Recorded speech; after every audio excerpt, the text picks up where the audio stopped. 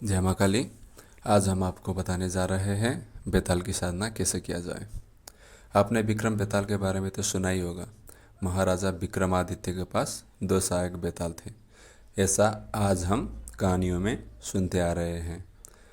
आज हम बात करने वाले हैं बेताल साधना और अज्ञा बेताल से जुड़ी 2 महत्वपूर्ण साधना के बारे में। बेताल की साधना करना साधक को निर्भीक बनाता है, जिसकी वजह से बेताल का सहायक बनना एक ऐसी साधना है जो साधक को सभी इच्छा पूरी करने में मदद कर सकता है और उसे हर संकट से भी बचा सकता है। बेताल साधना में सिद्धि के समय बेताल का भयानक रूप देखकर कई साधक इसे बीच में ही छोड़ देते हैं, जो कि साधक की कमी और बहुत बड़ी गलती होती है। किसी भी तरह की उग्र साधना आपको नुकसान नहीं पहुंचा सकती है। बेताल साधना के दौरान आपको भयभीत करने की कोशिश की जाती है, जिसकी वजह से साधक अगर भयभीत हो जाता है तो उसका मानसिक प्रभाव उसे नकारात्मक बना देती है। हमेशा ध्यान रखें कि उग्र साधना का प्रभाव बेशक भयभीत कर सकता है, लेकिन आपको मार नहीं सकता। यह सब साधक की परीक्षा होती है जो उसे रोकने की कोशिश करता है। साधना के दौरान कई ऐसी स्थिति से गुजरना होता है जिसमें साधक को मानसिक रूप से बहुत ज़्यादा डिस्टर्ब हो जाता है। यह साधना काफ़ी उग्र होती है और साधक के मानसिक संतुलन की अवस्था में ना होने की वजह से ये शक्तियाँ साधक को ही अपने बस में कर लेती हैं। इस साधना के दौरान साधक को संयमित होना चाहिए। अगर आप शांत और सात्विक प्रवृत्ति के हैं तो आपको ये साधना कदापि नहीं करनी चाहिए।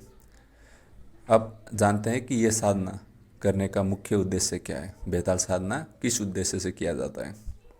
यह साधना कई तरह की है, जिसमें अज्ञा बेताल की साधना काफ़ी ज़्यादा प्रचलित साधना है।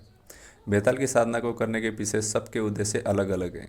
यह भयनाशक साधना है, यानी जिसके पास बेताल का साथ होता है वह सभी प्रकार के भय से मुक्त रहता है। बेताल साधना के जरिए षट कर्म करना संभव हो जाता है। साधक को आने वाली संकट की जानकारी बेताल के जरिए पहले ही मिल जाती है, जिसकी वजह से वो अपना बचाव कर सकता है। ऐसा भी माना जाता है कि मुश्किल साधनाओं के दौरान बेताल को एक सहायक के तौर पर भी काम में लिया जा सकता है। अगर किसी साधना में मुश्किल आ रही है तो बेताल के जरिए साधना में आ रही मुश्किल को दूर कर लिया जा सकता है। बेताल साधना का मकसद धन, आने वाले समय की जानकारी, संकट से निकलने की तथा किसी भी तांत्रिक कार्य को आसान करने के लिए किया जाता है।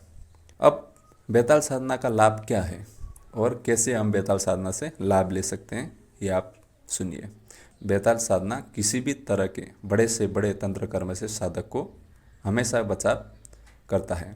किसी भी तरह के गड़े धन की जानकारी के लिए बेताल का इस्तेमाल आज भी कई जगह पर होता है। किसी भी तरह के तंत्र कर्म को सफलतापूर्वक किया जा सकता है बेताल साधना। बेताल को सहायक के रूप में या फिर एक गुलाम के रूप में सिद्ध किया जाता है, लेकिन सहायक के रूप में सिद्ध करना सही रहता है। किसी को गुलाम बनाना अनुचित है। अब साधक के लिए आवश्यक शर्तें और साधक के नियम क्या है। बेताल की साधना के लिए साधक का निडर होना सबसे पहला प्राथमिकता है। साधना को कदापि बीच में नहीं छोड़ें। साधना के दौरान होने वाले अनुभव को अपने गुरु को छोड़कर किसी दूसरे को शेयर ना करें और ना ही डरें। बेताल साधना को घर पर कदापि ना करें। हो सके तो एकांत जगह या एकांत शिव मंदिर या फिर शमशान जैसे जगह पर यह साधना आपको करनी चाहिए। साधना के दौरान बेताल कवच और सुरक्षा कवच की आवश्यकता अनिवार्य है। अब बेताल कवच का मतलब ये नहीं है कि बेताल का ही कोई कवच हो। आप सुदर्शन कवच भी प्रयोग कर सकते हैं, हनुमान का कवच भी प्रयोग कर सकते हैं या माँ दुर्गा का भी कवच प्रयोग कर सकते हैं। साधक को यह साधना एकाएक शुरू नहीं करनी चाहिए, बल्कि कुछ दिन पहले शिव मंदिर में पूजा करें और अपने गुरु जी से आज्ञा लेकर गुरु मंत्र की साधना पूरा करने के बाद ही यह साधना आपको शुरू करना है। साधना का समय 21 दिन का है और मंत्र आपको 1.25 लाख जाप करना है। साधना में आपको लौंग, बतासे और मदिरा का भोग अनिवार्य लगाना है। साधना में इन्हें साथ में रखना चाहिए।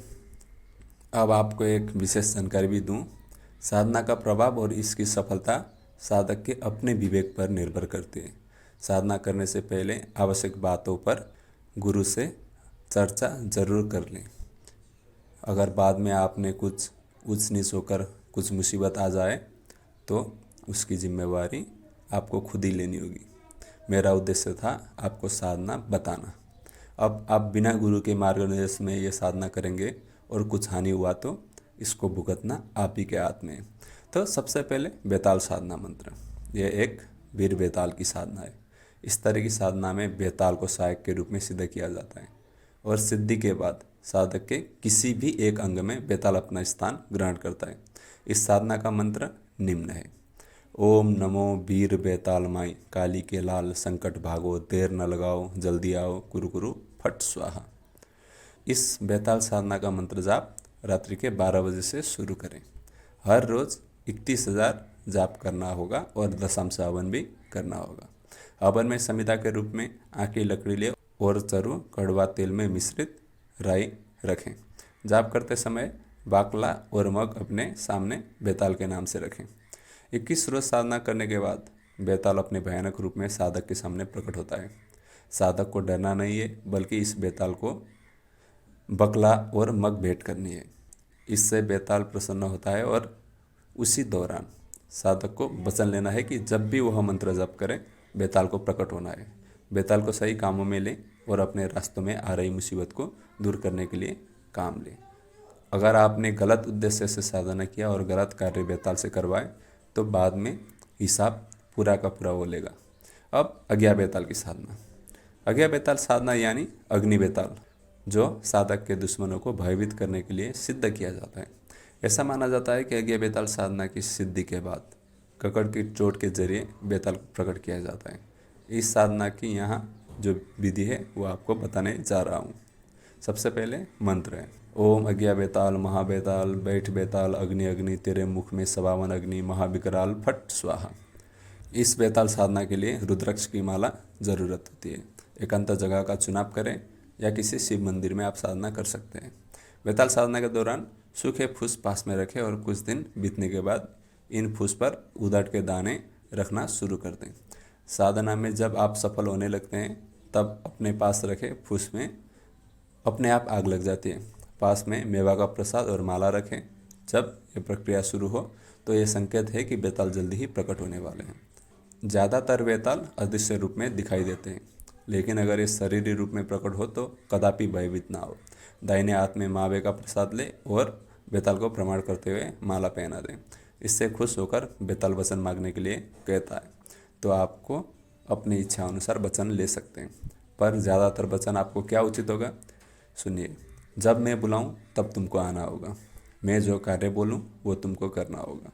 मैं और मेरे परिवार के किसी भी सदस्य को कभी भी नुकसान नहीं पहुंचाना है। ये 3 बेताल सबसे बढ़िया होता है। और अब दूसरी साधना। अज्ञा बेताल की ये साधना बहुत ही उग्र है, इसलिए ये साधना बहुत सोच समझकर और किसी गुरु की रेख में करनी चाहिए।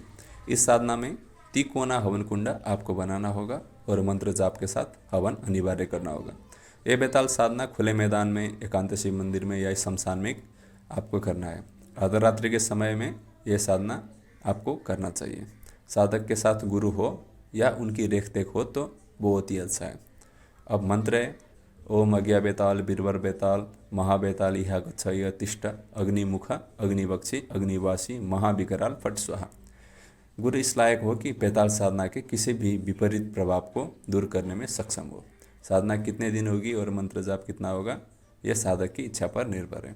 कम से कम 21 दिन और 10,000 मंत्र का जाप संकल्प होना चाहिए। सबसे पहले शिव जी का पूजा की शुरुआत करें। एक माला और खाद्य पदार्थ हमेशा पास रखें। यह साधना के दौरान उग्र सामग्री का प्रयोग होता है। जब साधना का अभ्यास बढ़ता है तब एक दिन ऐसा आता है कि जब मंत्र जप के समय हवन की अग्नि का प्रभाव उग्र हो जाता है। इस बेताल साधना में अज्ञा बेताल सशरीर प्रकट नहीं होता है, बल्कि आवाज़ के जरिए संकेत देता है। ऐसा होने पर दाहिने हाथ में मेवे का प्रसाद भोग अर्पण करें। बेताल को शरीर में स्थान देना होता है, जिसमें आपको विकल्प खुद चुनना है। या आपको अपने दाहिने हाथ की अंगूठे, आंखें या जीभ पर स्थान दे सकते हैं। अगर बेताल साधक के जीभ पर स्थान ग्रहण करता है तो इसकी पूर्ण शक्ति साधक को मिलती है। साधक जो भी सोचता है या बोलता है बेताल उसे अवश्य पूरा कर देता है। अगर आपको वीडियो पसंद आया हो तो हमारे चैनल को सब्सक्राइब करें और ऐसे ही जानकारी के लिए हमें फॉलो करें। मैं DNA बाबा ऐसे ही साधना लेकर फिर मिलेंगे। तब तक के लिए जय माँ काली।